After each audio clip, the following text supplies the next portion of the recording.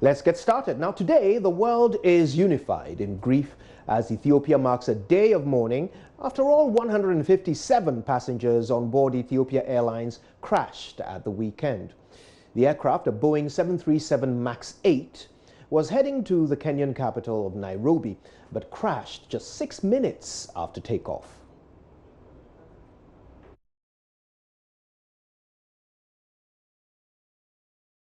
Now today, rescuers have been searching the scene of the wreckage as investigations get underway. After sunrise, Red Cross workers slowly picked through the widely scattered debris near the blackened crash crater, looking for the remains of 157 lives. A shredded book, a battered passport, business cards in multiple languages. Heavy machinery dug for larger pieces of the plane.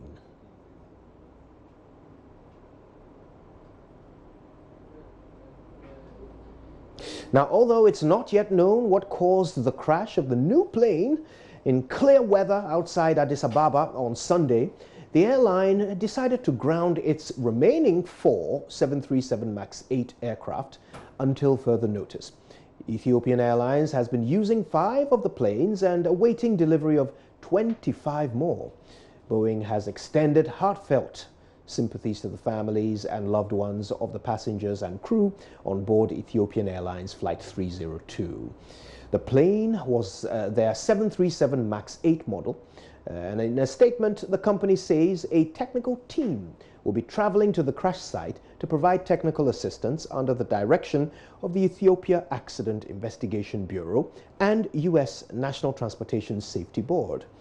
Here is some information on Ethiopian Airlines, what we know so far about Sunday's crash, and the airline's crash history.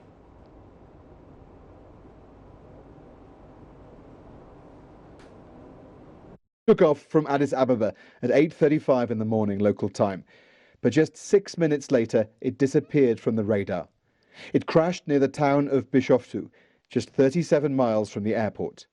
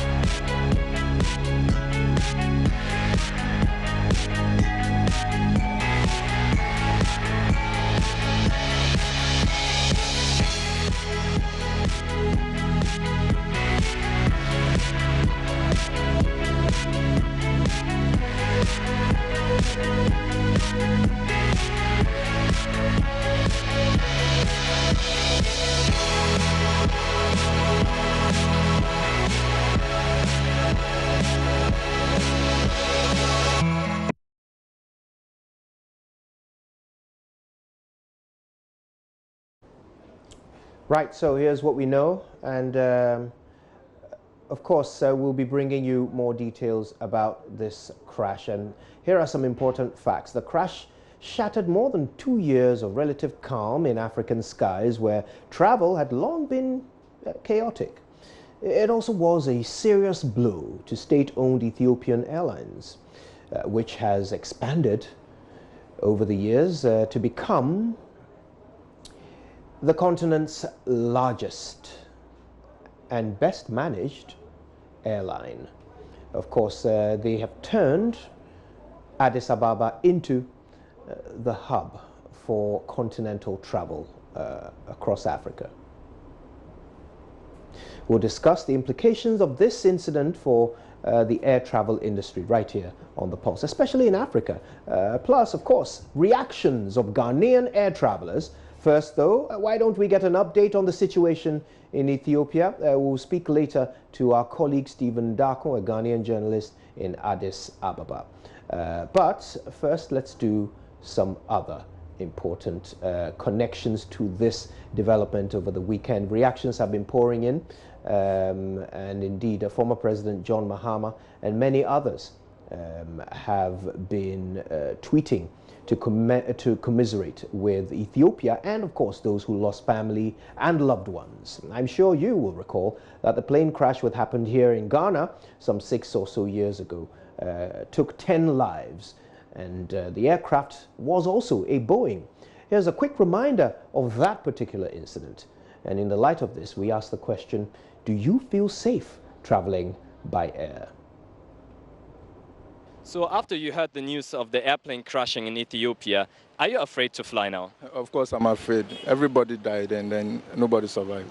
So I'm afraid. But then we can't be afraid for the rest of our life. We need to travel, go to the other side. So by all means, you know, Ghanaians, we easily forget things. So, so yeah, we'll fly.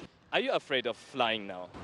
I'm not afraid of flying, but I think that the airline should do a good job of checking that specific aircraft, because that specific aircraft had reports of being faulty before they used it. So I think that that's really what I'm focused on. How is the airline going to respond so that we don't have to be scared? Yeah. I'm an aircraft technician. I work on planes. Yes, that's what I do. But I always get scared flying on it, especially knowing which components can fail and to bring the plane down. So you're an aircraft technician yourself and you're afraid to fly? Yes, I have a couple of friends who are also pilots, captains. They've always been afraid on a plane, but they are pilots. No, I'm not afraid, but just that I'm just worried, you know, about people who have lost their lives, and you know, maybe they are the breadwinners of the family. They are taking care of the children. You know, it's a problem. You know, so I'm just worried. But I'm not just scared to fly. So much more to talk about on this fast-evolving story, perhaps the biggest story on international news media reels. When we come back, some analysis of this and other related issues. Stay with us.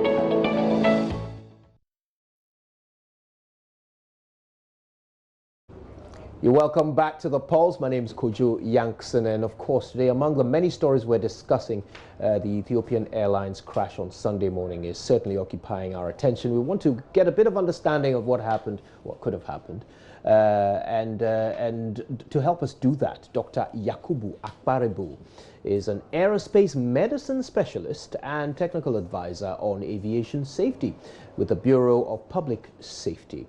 And we'll be joined a bit later by Kwame Agboja. He's a ranking member of the Transport Committee in Parliament via Skype, and others will be lending their voices to the conversation. A Ghanaian journalist in Addis Ababa, Stephen Darko, will be bringing through some of his discoveries as well. So let's get started.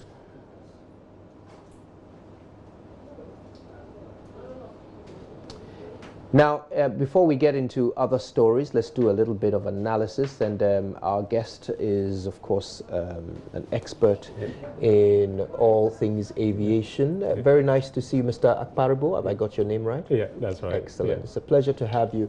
Yeah. Now, I'm sure the events of the weekend surprised to you as they were to others. Yeah. But this same aircraft, once again, engaged in a crash minutes after takeoff. Yeah. The MAX 8 from Boeing. That's, What are some of the possibilities that run through your mind as an expert? okay. Yeah. Good afternoon, and thank you for having me here. And I just want to express my condolences to the families involved. And then I also want to just issue a disclaimer that I don't have any conflict of interest to disclose. Yeah. So what happened? The weekend was really a sad story. Yeah, and looking at in aircraft accident investigations, we normally look at three things.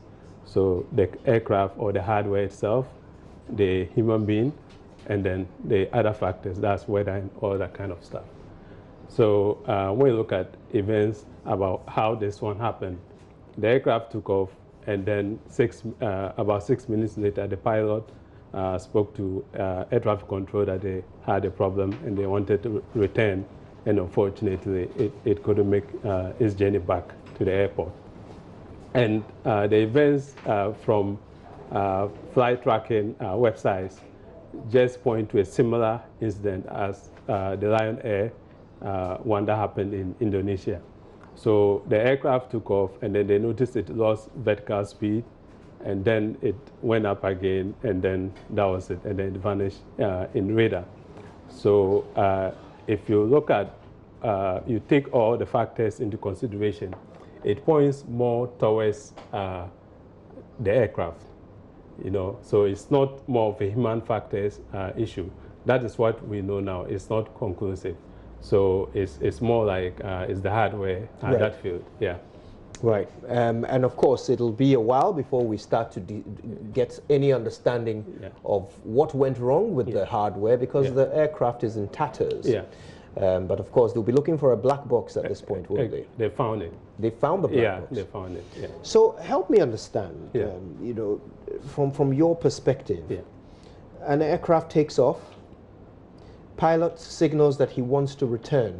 That will indicate that he has noticed something which he does not think can be born until they land at their destination, which wasn't too far away, by the way, sort of an hour's flight. Exactly, really. yeah. So he considers they must return after 6 minutes. Yeah.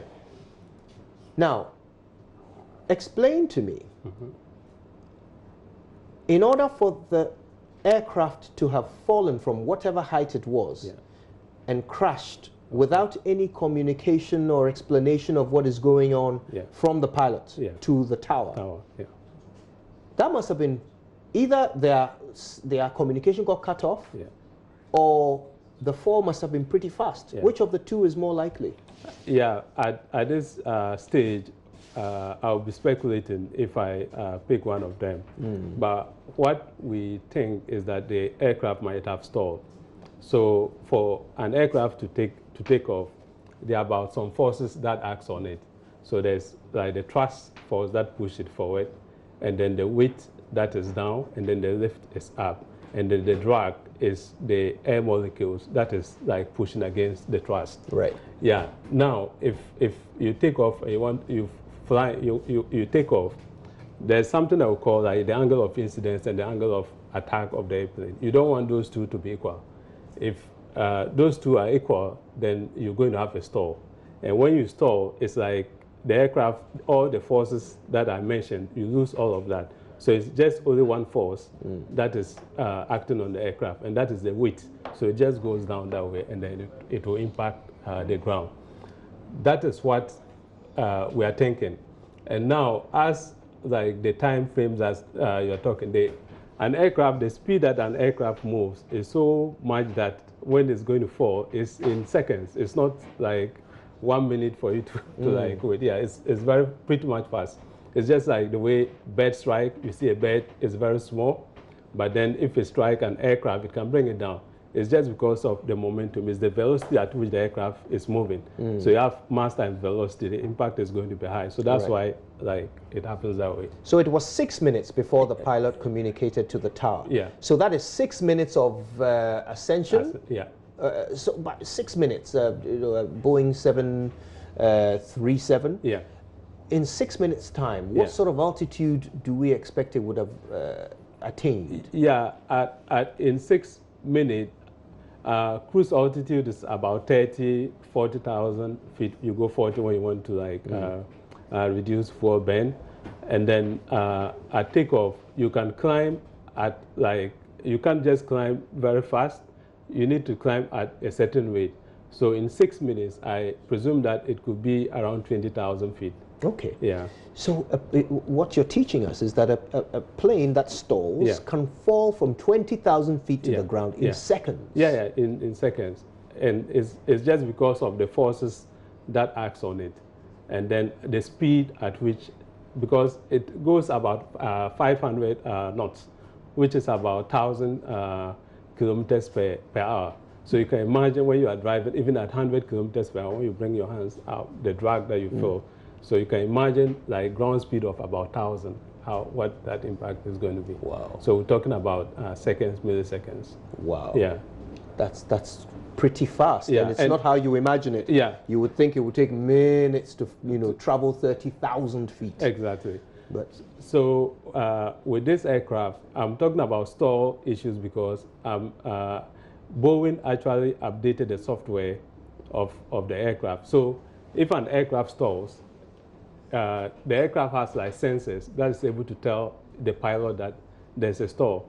So it will warn you that stall, and then you will then act on. So if you stall this way, what you need to do is to push the stick down to increase more speed so that you can recover the stall. So I think Boeing updated the software on this aircraft, and then most of the crew were supposed to have like training on it. And I don't know whether Ethiopian Airlines crew actually had like enough training on the new software or not. So it's still speculative. We can't really tell exactly until So Boeing was seeking to improve, the ability to deal with stalls. And we don't know whether that in any way was a factor in this particular crash. But let's talk a bit more about the experience of the aviator, the pilot. Actually, let's start from this angle of manual versus automated systems in an aircraft. So when a stall occurs, does this affect the automated systems of the aircraft or the manual or both? And is there a way that perhaps an experienced pilot can use manual means to overcome a stall? Exactly. So I've tried like a stall before because I fly. So normally what we do is you try to put the aircraft in a stall position and see how fast you can recover it. So for sure, the professional pilots are trained to do that. Now, the problem that we have these days is that most of the commercial aircrafts that we have are automated. And automation is very good. But then sometimes it's the human system that is not able to read what like the automated system is going to say, and then errors occur, and then you have this kind of accidents. So pilots are trained manually as to how to recover a stall.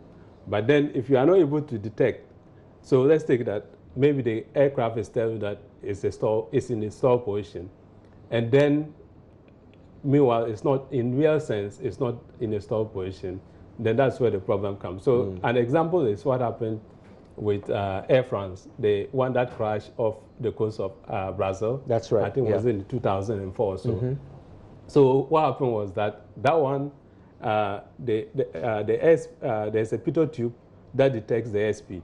Now it got frozen. So when it got frozen, now the automated system got deactivated. So the pilots tried to now fly the plane manually, and whilst they were doing that, the system activated again, and they didn't know. So they thought the plane was in a stall position, and then they tried to recover. by pushing it like rather down. Pushing the nose down. Down, because if it's in the stop push, Yeah. you want to push down, gain more speed, and then recover up. So they try pushing it down, and then they push down, and then crash. Crash. Yeah. Wow. So pilots for sure are trained how to recover a stall. But yeah. sometimes the relationship between the manual and the automated systems of an aircraft could even be the cause of danger. Yeah.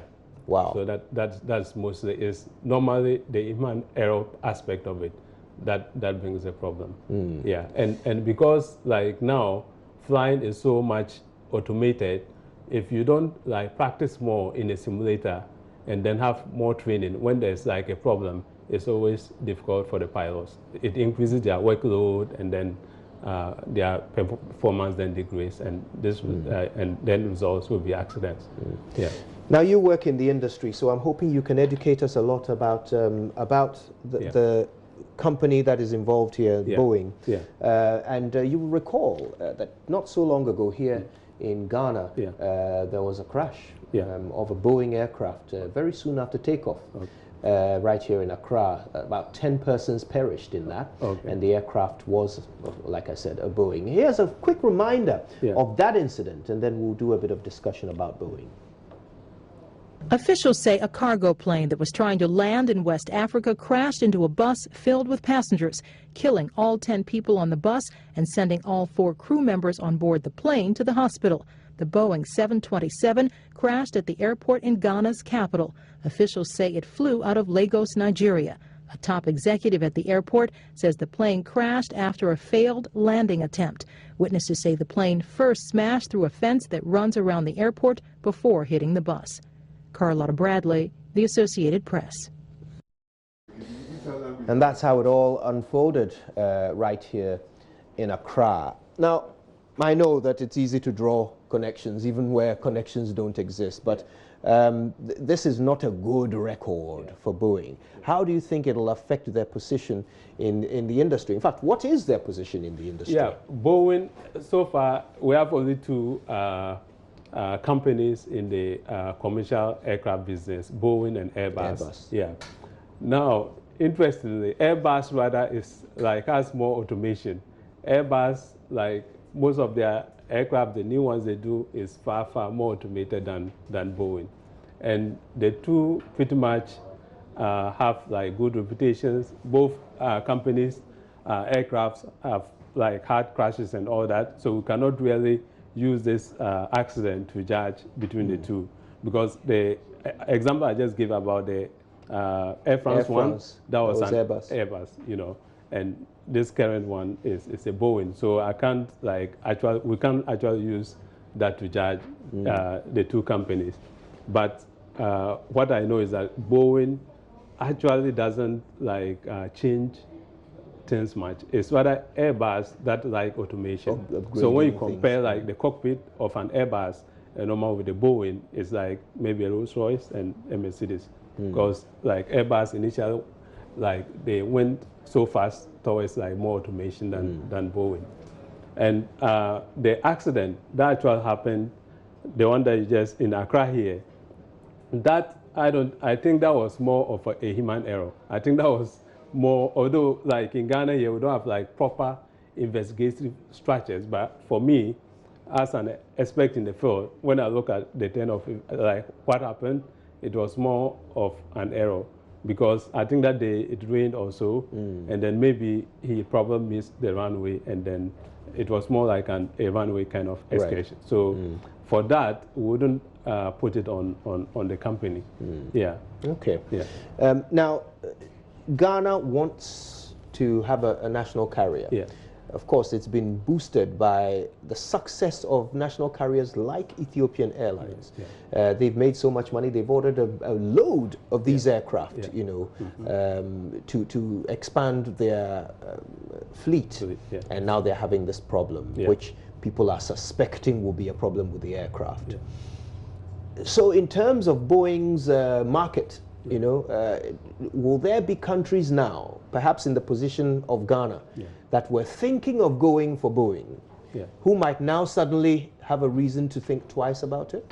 No, I don't think it should be that way, because It's only one model of Boeing's fleet that, and there are only two accidents now. Examples, okay. So we can't really say that. And Boeing has they have different models of aircraft. Even the Boeing 737, they are even 737-700 and that kind of stuff. They are like older versions of it. This new one only came because Boeing wanted one to reduce fuel consumption and then also to increase performance. It's just like maybe a Mercedes, 2000 Mercedes model that is upgraded, and then maybe 2019 they just upgraded it. So that was what Boeing was seeking to do. And like I explained, it's only two, so people can still order Boeing aircrafts with confidence without fearing that there will be any problems. You started to explain the uniqueness of the MAX 8. Yeah. You're saying that it was to reduce fuel consumption and increase performance. Any other unique differences that were introduced specifically for the MAX 8? Yeah, the airframe is pretty much the same. It's just, and then the automation. So the new aircraft, I think, is more automated than the old Boeing aircraft. So that's pretty much the difference. And bearing in mind, they don't often change in terms of automation. Like I told you initially, with Boeing, when they, because there's, in aviation, there's no need changing something that works. Yeah. You know, that's like Boeing, more of their policy. So when you look at their aircraft, they rarely change the systems, you know. So I think this should not affect the way Boeing is going to hit them for sure, because I think Ethiopian Airlines ordered about 20 of that, but they delivered only a few, and then some other companies have even placed orders for like thousands. So I'm sure all those orders are going to be cancelled. And then if it's established that the fault really came from the aircraft, and in aviation is not like something new. You look at the most expensive, that's the military one, the F-35. They are the most, I think they spend like billions of dollars to manufacture that, but then they also have problems, and about 2 or so crash before. And that doesn't deter people from placing orders from those companies. Tell us about the psychology of this in aviation, because I know you have a certain background in aerospace medicine as well. So let's talk about the psychology of this. We even heard from an aviation engineer when we asked people how this crash has affected them. He talked about being afraid to fly, and he said he knows other captains of aircraft who are also thinking twice about flying. So let's talk about the psychology here. Yeah, for sure, it's going to have a psychological effect on people who fly. Yeah, especially within the first few days to few months. Definitely, people have the fear of flying because of this incident. Especially, it happened in Africa, and it's pretty much like it's home. So definitely, people will have the fear of flying.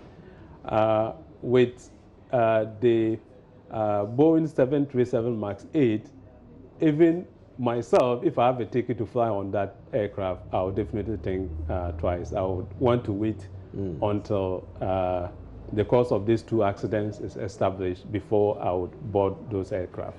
There are some calls on the Ghana Civil Aviation Authority to ban the MAX 8 from landing or taking passengers from Ghana. Is that a realistic call? Can that actually be done? No. No, I don't think it's realistic. I think what if our domestic carriers had those aircrafts in their fleet, then what the civil aviation could do was also to ground all those aircrafts. But then as it is now, our domestic carriers don't have that. And pretty much most of the companies that have this model of aircraft in their fleet have grounded them. So I don't think it's a good call. And honestly, the responsibility is on the airline carrier, not the civil. Although the civil aviation for sure is supposed to protect us, you know. But then I don't think it's a call that they should put a blanket ban that all Boeing 737 MAX 8 should not land in our airport. But you expect that the companies themselves will be grounding them as we speak? Exactly. To make sure that if I'm the CEO of an airline company that has this fleet, I'll definitely be grounding them. I would not risk it. Yeah. Now, we've talked about the psychology of the aviators, but customers also, passengers, are going to be wondering how safe it is to fly. In terms of statistics, these recent crashes and the complete disappearance of the Malaysian airliner about 2-3 years ago. What are the statistics in terms of how safe travel by flight still is? Air travel is pretty much still the safest mode of travel, and you are likely to be knocked down by a car in Accra than flying. So although like we hear of like commercial airliners crashing and like so many people dying and all that, when you take that number and then you take the number of people who are like transported per year by commercial airliners, then you see that it's so negligible with the like the accident rate is going to be small, and also like the number of deaths compared with the number of passengers the car is going to be small. So I think aviation flying is still undoubted like the safest mode of travel that you can find, and we should continue to fly without like even with the recent recent accidents. And do you feel there's been an increase recently? No, I wouldn't say there's been an increase. Normally there are some years that we don't like record any accident at all, but then averagely we have maybe like one big crash in a year. Apart from like the years that like the Malaysian aircraft that was shot down by some enemy missiles, those were pretty much like they were not like the normal accidents that we so that particular year the number of deaths from aviation were like very high compared to other years. But then apart from that, I don't think Now we don't often know the model of the flight, the aircraft you're about to board. You might know the flight number and the destination and not much more than that. Can passengers look into this? Can they find out the model of the aircraft they're about to embark on so as to exercise some manner of choice? You can always check that. So if like you have like your ticket with your flight number on it, you can just even Google it. You just put it, and then if you want to find out maybe Ethiopian Airline flight 302, what aircraft is that, and then it will pop up. So you can always know the model of the aircraft that you fly in. And for us spotters, if I see the aircraft, you immediately know that this is either a Boeing or an Airbus. And that I'm wondering, will you know at the point of buying your ticket? No, at the point of buying your tickets, you know, unless you actually know, like if I look at maybe Emirates, then I know that this company has more Airbus kind of than Boeing and that kind of. But when buying your ticket, you may not be able to. Right. Well, lots of people have been talking about this. Let's take a couple of comments from social media, and there are a few of them right here. Brenda Njeri says, "My heart is broken. My conscience is numb. I lost a friend, my wonderful mate." And then Brenda tags her mate Jababs18, who sadly lost his life. And she continues, "A tribute to your beautiful wife too. You were two amazing souls together. Your sweet daughter will one day know." And the hashtag is Ethiopian Airlines crash. It is trending right now on social media, and that is a picture of one of the victims. So sad. The gentleman there who was tagged by a friend. And there are more. Smile on. Hashtag Ethiopian Airlines crash. Young but experienced. And this appears to be the pilot of the airline, very young Ethiopian looking gentleman. I'm not certain if he actually is Ethiopian, but he certainly is a young but experienced pilot, according to this particular post. And this is a man who, sadly, no longer lives. There are many more. Mfo Jope says, hashtag Ethiopian Airlines crash. I think we should focus on sending condolences to families of those who lost loved ones instead of pushing and sharing who survived because they were late for the flight. That isn't important. We lost over 100 lives. But that's my opinion. Mr. Mfo Jope sharing that thought. Right then, one more. And this one is by Mogadishu Update. A heartbreaking video captured inside the crashed Ethiopian plane after the pilot noticed the plane facing challenges and at risk of the passengers recorded this video. Many children are crying. We can't confirm. We haven't independently authorized this. Independently verified this. But we can certainly have a look at the video. Well, it appears to show quite a lot of passengers who look quite distressed. This video was shot over quite a period of time after the masks had fallen from the ceiling for the use of passengers. And you can see some flight attendants walking through the aisles. We haven't verified independently that this is indeed the Ethiopian Airlines flight. But I guess it's something that we can certainly ask Dr. Yakubu Akbarebo about. You told me that it would take seconds, really, in reality, for this plane to crash from the moment the trouble was spotted or from the last communication. Is this possible? Could this actually be the Ethiopian Airlines flight? Yeah, it's possible. So what I see there with the oxygen masks being deployed, so if it's really that, then that means maybe they might have lost carbon pressure.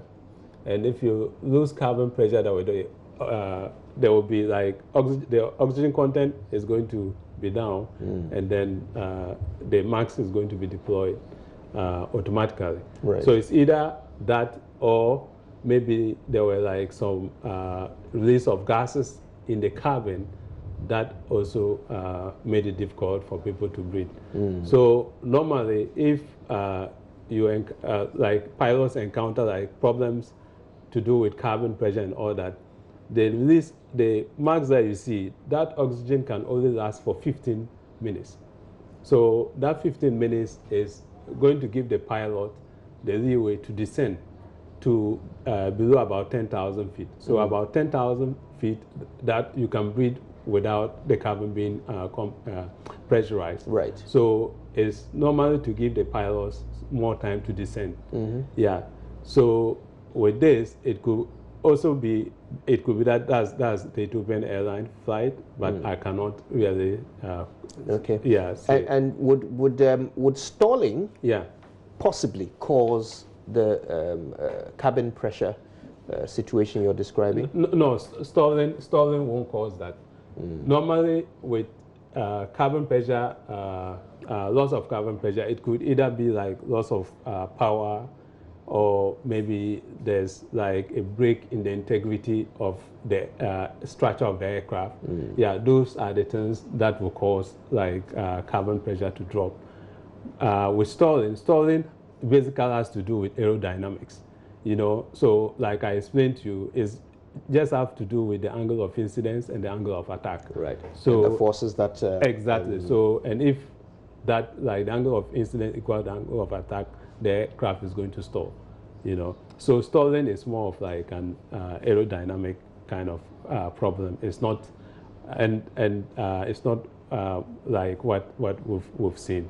Yeah, and stalling, it takes some few seconds.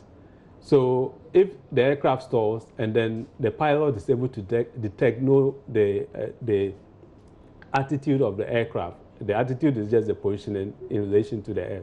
So know that, then the pilot can manually recover the stall. But if the aircraft stalls and the pilot doesn't realize that the aircraft is stalled, then in seconds it's going to impact the ground, you know. Yeah. Right. Well, this has been quite an education, Dr. Yakubu Akparibo. Thank you so much for your time with us. Dr. Akparibo is an aerospace medicine specialist and technical advisor on aviation safety at the Bureau of Public Safety. We've got a poll up on social media, on Facebook. We've been asking a question on social media. Let's have a quick look at that. And the question was, in the light of this accident involving Ethiopian Airlines, do you feel safe traveling by air? And, well, guess what? 68% of you answered yes, and 32% said no. So still, the perception of flight to be the safest way to travel still remains with the majority of our respondents at the very least.